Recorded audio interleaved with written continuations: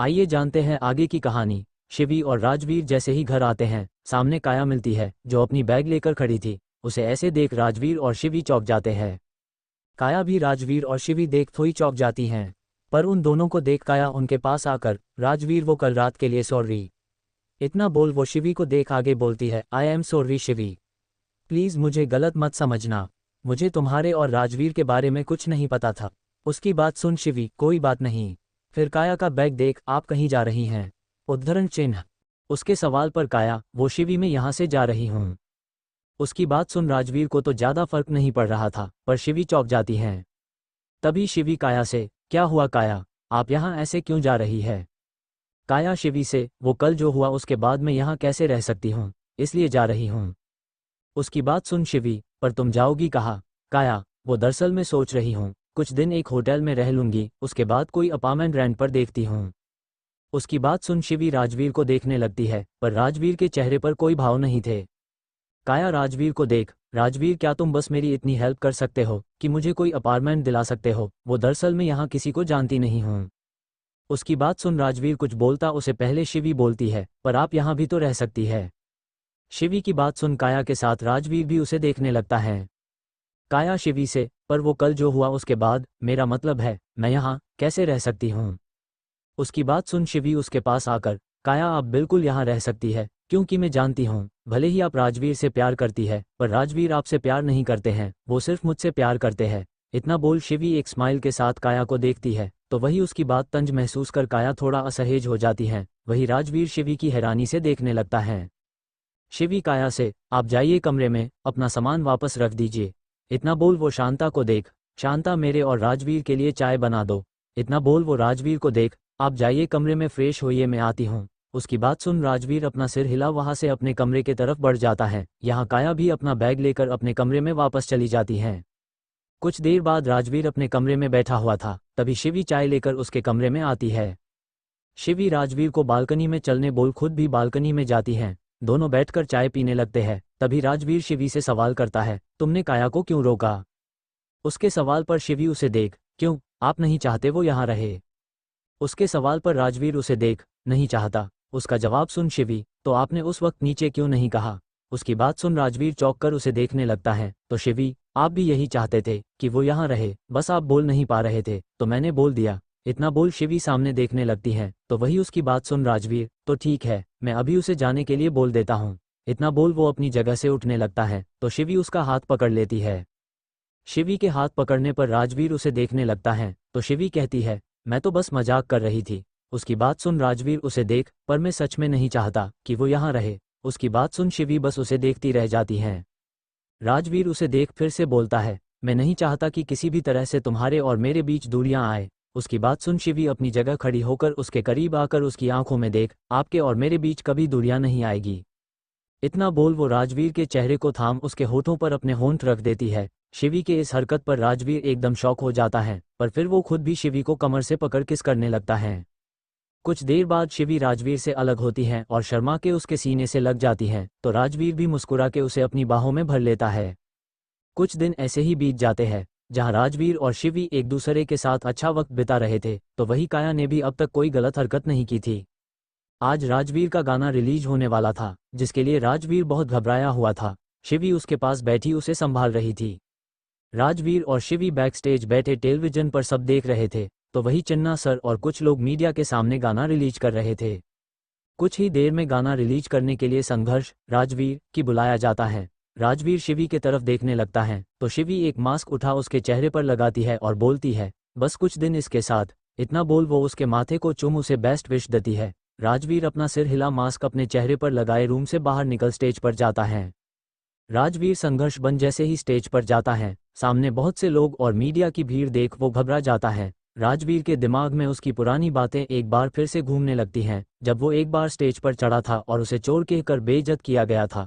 Rajveer nervous होकर अपनी जगह खड़ा रह जाता है, वो आगे बढ़ ही नहीं पाता है। उसके ऐसे एक ही जगह खड़े रहने से चिन्ना सर और बाकी सब थोड़े परेशान हो जाते हैं, पर तभी कोई आकर राजवीर का हाथ पकड़ लेता है।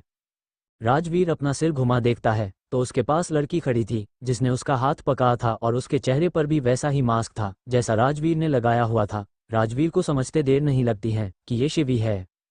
शिवी राजवीर की आंखों में देख मुस्कुरा के उसे गाना गाते हुए आगे बढ़ने बोलती है। उसकी बात सुन राजवीर के चेहरे पर मुस्कान आ जाती है और वो वैसे ही शिवी का हाथ पकड़े गाना गाते हुए स्टेज के साइड से सेंटर में आकर खड़ा हो जाता है। राजवीर पूरा गाना शिवी का हाथ पकड़े उसे देखते हुए गाता है। राजवीर को ऐसे देख चिन्ना सर खुश हो जाते हैं, तो वही मीडिया भी राजवीर के गाने से इम्प्रेस हो जाती है। राजवीर का गाना खत्म होता है, पर अभी वो शिवी को देख रहा था और शिवी उसे। तभी तालियों की आवाज़ से दोनों का ध्यान टूटता है और दोनों सामने देखने लगते हैं। मीडिया संघर्ष को लेकर उसे और चिन्ना सर से बहुत सवाल करते हैं, पर चिन्ना सर बस ये कहते हैं कि वो अपना चेहरा वक्त आने पर ही सबको दिखाएगा। गाना रिलीज हो जाता है और लगभग कुछ ही घंटों में वायरल हो जाता है, जहां सबको संघर्ष राजवीर की आवाज़ के साथ उसका लिखा गाना भी बहुत पसंद आने लगता है। वही संघर्ष कौन है, इस बात को लेकर लोगों में एक अलग ही सवाल घूमने लगता है, जिसकी चर्चा आम लोगों से लेकर एंटरटेनमेंट इंडस्ट्री में भी होने लगती है। यूट्यूब, इंस्टाग्राम, फेसबुक सारे सोशल मीडिया पर धीरे धीरे संघर्ष राजवीर का गाना उसकी आवाज़ के साथ ट्रेंड करने लगता है। चिन्ना सर के पास भी संघर्ष को लेकर बहुत से ऑफर और सवाल आने लगते हैं। वही ये सब जान राजवीर और शिवी बहुत खुश होते हैं। दूसरी तरफ रात का वक्त एक विला, जहां एक कमरे में एक लड़का कमरे के सोफे पर बैठा हुआ था, वही उसके पास एक खूबसूरत लड़की बैठी हुई थी। दोनों के हाथ में ड्रिंक के ग्लास थे और वहां प्ले हो रहा था संघर्ष का गाना। गाना खत्म होते ही माया प्रतीक को देख, तुम्हें क्या लगता है? उसके सवाल पर प्रतीक अपने ग्लास से एक सिप लेकर, ये जो भी है, पर इसने कुछ ही दिनों में लोगों के बीच जगह बना ली है और इतना जल्दी इसका गाना ट्रेंड भी कर रहा है। उसकी बात सुन माया मुस्कुरा के, बस कुछ दिन की बात है, अगले हफ्ते तुम्हारा गाना रिलीज होगा तो तुम ही ट्रेंड करोगे। उसकी बात सुन प्रतीक कुछ बोलता तो नहीं है, पर अपना सिर हाँ में हिला देता है। उसे ऐसे देख माया, तो तुम परेशान क्यों लग रहे हो? उसके सवाल पर प्रतीक अपना ग्लास टेबल पर रख, पता नहीं क्यों पर यह आवाज़ मुझे कुछ जानी पहचानी लग रही है। उसकी बात सुन माया कंफ्यूज होकर उसे देख, मतलब? प्रतीक माया को देख, राजवीर कहा है। उसके इस सवाल पर माया चौंक जाती है। माया कंफ्यूज होकर, तुम राजवीर के बारे में क्यों पूछ रहे हो? उसके सवाल पर प्रतीक कुछ नहीं बोलता है, तो माया हैरान होकर उसे देख, क्या तुम्हें लगता है कि ये राजवीर है? माया के इस सवाल पर भी प्रतीक खामोश रहता है, पर उसे ऐसे देख माया, प्रतीक ये राजवीर नहीं हो सकता है। उसकी बात सुन प्रतीक अपनी जगह से उठ अपना माया से, पता करो कहाँ है राजवीर। उसकी बात सुन माया, प्रतीक ये राजवीर नहीं हो सकता, तुम भी जानते हो वो बैन है, वो यहाँ कैसे, मतलब वो और उसे काम कौन देगा? उसकी बात सुन प्रतीक उसे घूरते हुए, जितना कहाँ है उतना करो। उसकी बात सुन माया गहरी सांस लेकर, ठीक है, मैं पता करती हूँ। इतना बोल वो वहाँ से बाहर चली जाती है, तो वही प्रतीक फिर से ड्रिंक करने लगता है।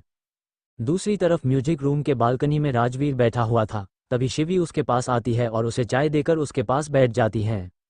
राजवीर चाय पीते हुए आसमान में देख रहा था और कुछ परेशान लग रहा था। उसे ऐसे देख शिवी, क्या हुआ, आप परेशान लग रहे हैं? उसके सवाल पर राजवीर आसमान की तरफ इशारा कर, चांद पर गाना लिख रहा हूँ, पर कुछ समझ नहीं आ रहा है। उसकी बात सुन शिवी आसमान की तरफ देख, चांद पर तो सब गाना लिखते हैं, आप किसी और पर लिखिए। उसकी बात सुन राजवीर उसे देखने लगता है। राजवीर की नज़र जैसे ही शिवी के चेहरे पर जाती है, वो बस उसे देखता रह जाता है। चांदनी रात की वजह से अंधेरे में शिवी का गोरा चेहरा चमक रहा था, ऊपर से उसके लंबे खुले बाल जो हवा के वजह से बार बार उसके चेहरे पर आ रहे थे और शिवी बार बार उन्हें अपने चेहरे से हटा रही थी। शिवी को ऐसे देख राजवीर की आंखें चमक जाती हैं और वो बस उसे ही देखने लगता है। राजवीर शिवी को देख धीमे से, हाँ, मैं उसे आसमान के चांद पर क्यों लिखूं जबकि मेरे पास मेरा अपना चांद है। राजवीर ने यह धीरे जरूर बोला था, पर शिवी ने सुन लिया। शिवी राजवीर को देखने लगती है, तभी एक बार फिर हवा से उसके बाल उसके चेहरे पर आते हैं, पर इस बार शिवी जैसे ही अपने बाल हटाने हाथ बढ़ाती है, उसे पहले राजवीर अपना हाथ बढ़ा शिवी के चेहरे से बाल हटा उसके कानों के पीछे कर उसे देख, ऐसे ही रहना शिवी। इतना बोल वो कुछ देर शिवी को देखता है, फिर अपनी डायरी उठा उसमें लिखने लगता है। राजवीर शिवी को देखते हुए डायरी में अपना गाना लिखने लगता है। राजवीर डायरी में अपना पूरा गाना लिख जैसे ही शिवी को देखता है, उसके चेहरे पर मुस्कान आ जाती है। शिवी ऐसे ही सोफे पर सिर टिका सो गई थी। राजवीर अपना हाथ बढ़ा शिवी को अपने करीब कर बाहों में भर लेता है और फिर उसके सिर को सहलाने लगता है। वही शिवी भी राजवीर को पकड़ सो जाती है और राजवीर शिवी को देखते हुए सो जाता है।